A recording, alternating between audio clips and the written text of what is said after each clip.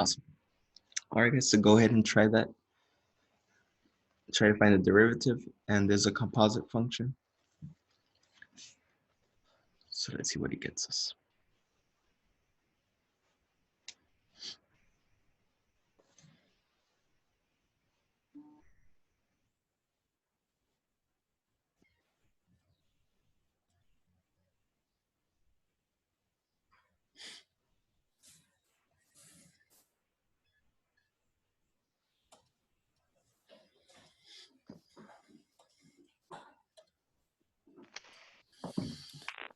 Okay, so if we want to find the dy dx, the rate of change of y with respect to x, it's the same thing as finding f prime or y prime. It means the same thing. If this is y, guys, hopefully you can see that there's a function right here, a function on the outside, and the 3x is the other function, is a function on the inside. So from here, if we derive, we will have to go ahead and find the derivative of both. So y prime is equal to, well, the derivative of the outside is going to be 2, and the derivative sign, well, hopefully we still know the trick. If this is sine, this right here will be cosine, right? Because going this way is a derivative. So it's going to be cosine. And what happens with this 3x right here? Hopefully you guys remember, it just stays, right? Now, with the derivative, I go ahead and derive the inside. So the derivative of 3x is just 3. So our answer should be y prime equals 2 times 3, it's 6 cosine of 3x. Any questions on that so far? Hopefully this is good memories from unit 3? Unit 2 and 3? This was beginning of the year. No, unit 10. No, not unit 10. Okay. So this leads me to the same thing. What they're gonna want to know, guys, is do you understand the concept? So they don't really care about whether you know how to do the actual work of it. They want to know, does the student know the idea that's going behind this topic? So what I need you to know is when you go ahead and derive a function with u, right? Because we remember we're going to be using u substitution later on when we learn integrals. And u is another function. Whenever we derive the function, it's the same thing as saying deriving the outside. So f prime attached with the g of x, not derived, right? The outside, multiplied by its derivative of the inside, which is g prime of x. That is the main idea of this. We derive the outside, then we derive the inside. So give me a couple seconds in case you need to write that down.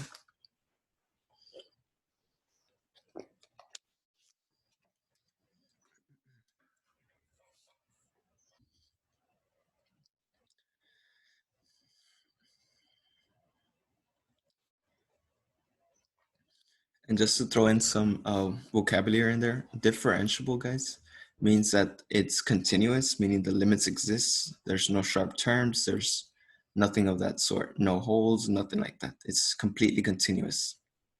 So the graph ideally would be something that you could draw it without lifting your pencil.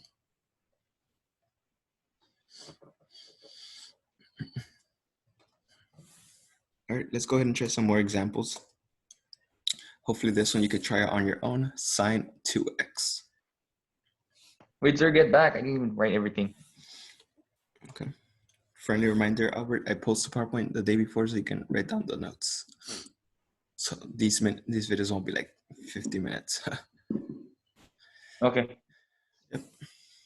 Awesome. No, but because there was some I didn't write down. Gotcha. No worries.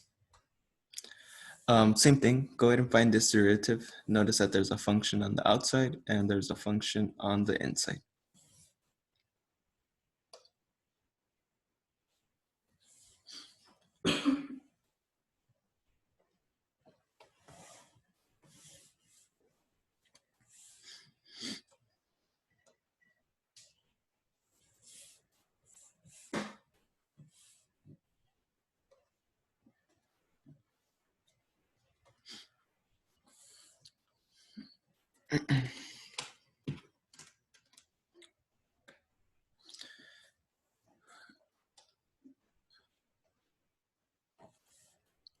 Alrighty. Oops. So we got y prime will be equal to the derivative on the outside. So the derivative of sine is just cosine. And this right here, guys, attaches to it. Don't mess with it until the second part tells us to derive the inside. So the derivative of 2x is just 2. So this y prime should be 2 cosine 2x. How did that go, guys? Any questions, concerns? No? According to College Board, you don't have to simplify. So this right here would have worked out. So ideally, in the homework, everything is not combined like term. Everything is just as it is. Okay. Ooh, this is fun. So when I think of chain rule, I think of stuff like this. So go ahead and try that for me, please.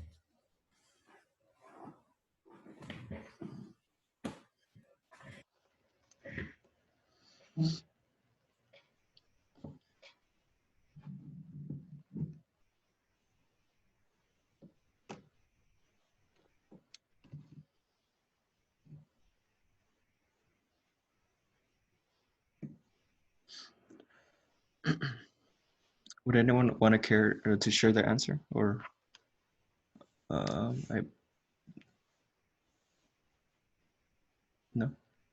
I know it's a little tougher now since of this.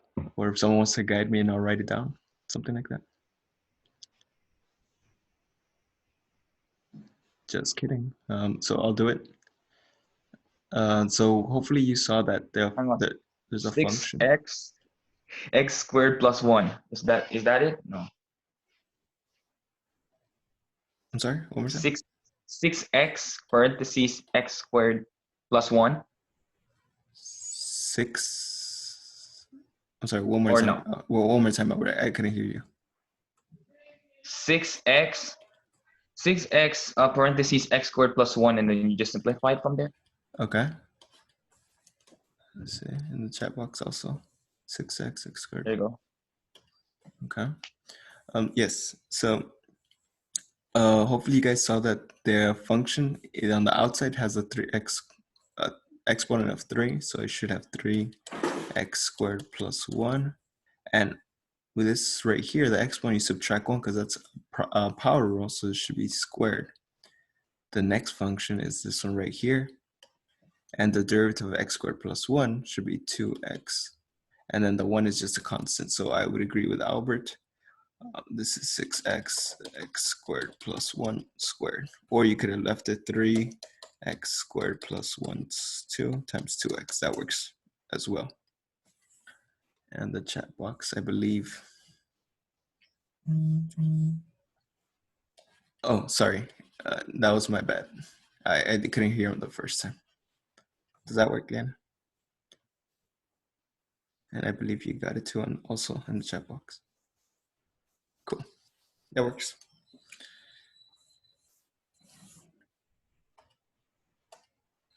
Okay. Ooh, this one's nice. LNs.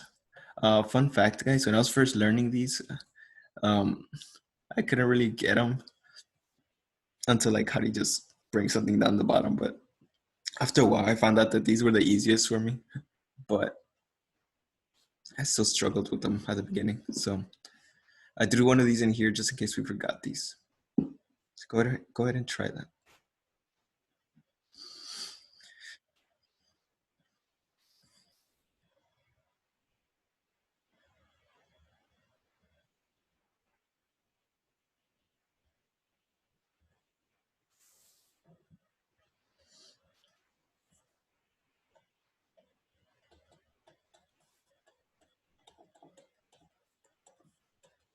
Does an E get involved in this? Oh, no, not exactly. So the first thing I want you to remember is whenever you have a value for something on the inside here, no matter what it is, let's call it x, it becomes in the denominator. So if you give me the ln of x with the square root, it'll be 1 over the square root of x. Now, I'm not done yet because this right here, guys, also needs to be derived. So the derivative of the square root of x, well, it's the same thing as 1 to the 1 half, x to the 1 half. So if I derive that, that is the power rule that says I bring the exponent to the front and I subtract the 1 from the exponent. So this is the same thing as saying 1 half x. If I have 1 half minus 1, which is the same thing as 2 2's, so 1 half x is the same thing as negative 1 half, right? Or you could think about it, 50 cents minus $1, minus $1 is the same thing as saying negative 50 cents, right? So this right here is what I have. That's gonna get multiplied. So 1 half x to negative 1 half. Sure, you could leave it like this, guys, but something pretty cool that happens is the same thing as saying 1 over the square root of x times 1 half times the negative exponent, guys. What does the negative exponent do for us? Brings everything down to the denominator. To the denominator. So in reality, we got 1 half square root of x times square root of x. Hopefully we remember that it's the same thing as saying just x. So this is our solution. This is our y prime. Yep, that works. Ideally, guys, according to College Board, you could have left it just like how this is. Whoops. Just how this is right here. But it doesn't hurt to go all this way, because if you were to use the same derivative on a part B or a part C, this is less messier than using this. So just keep that in mind. But once you're there, guys, it's completely up to you on what you want to do, right? Those are just my recommendations. So I believe I only have 2 more examples with the exponential properties. So remember, this one's just copy paste, right? So go ahead and try this for me. But this one's going to be a little interesting, right? So what would y prime be?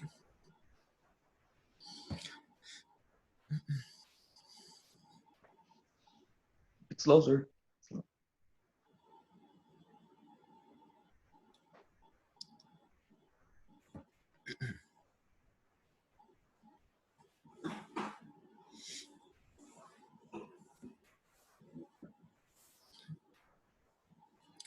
So the first derivative, guys, is just copy paste everything. So e raised to the sine of x squared.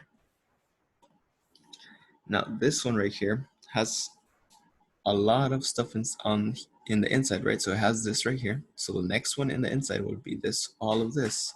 But I'm only going to derive the front, which tells me it is just the derivative sign is cosine x and squared. I don't mess with whatever's inside. I go piece by piece, going inside the derivative. The next part says x squared, so the inside of that is going to be the derivative is 2x. So all of this is in the bottom. It's not on the exponent anymore. The only thing on the exponent is sine x squared. Any questions on this one? So this one you have to apply chain rule twice.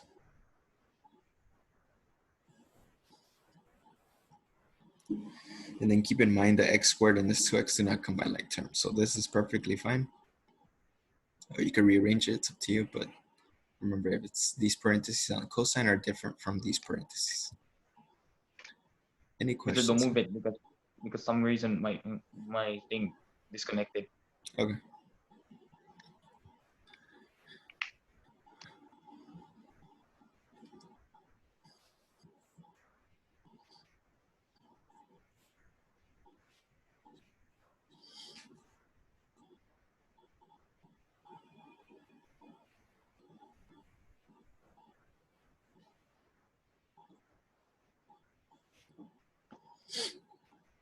All right. How would it look like in a simplified version? You really can't simplify this, Albert. This will be 2x cosine x squared. Really, all you can do is make it nicer as in that, but there's not really anything that we can simplify. That's literally, it's all. Only thing you can do is rearrange it to make it look prettier, but that's it. There's no like terms, there's nothing.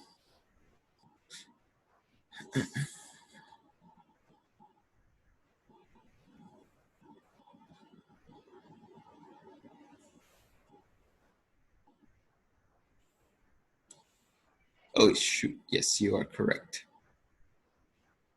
Yes, sorry about that. I wrote it too fast. Thank you. All I did was rearrange this and I messed up right here. X squared. Thank you, Angel. Okay, got it. Oops. Ooh, the next one. Rip. The next one, guys, is quotient rule, guys.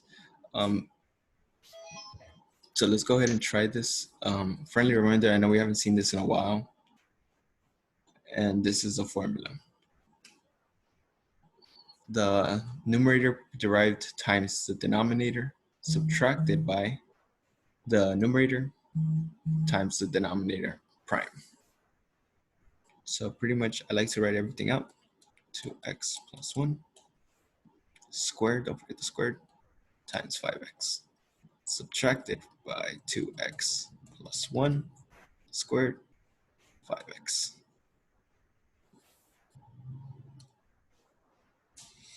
Where I derived the front, right? Where I derived the front and I derived the back.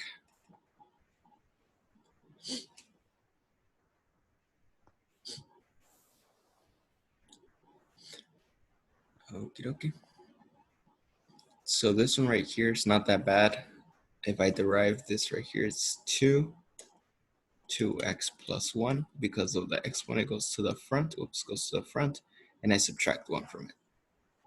Times the derivative of the inside, which is not that bad. The entire derivative of the inside should be just 2, right?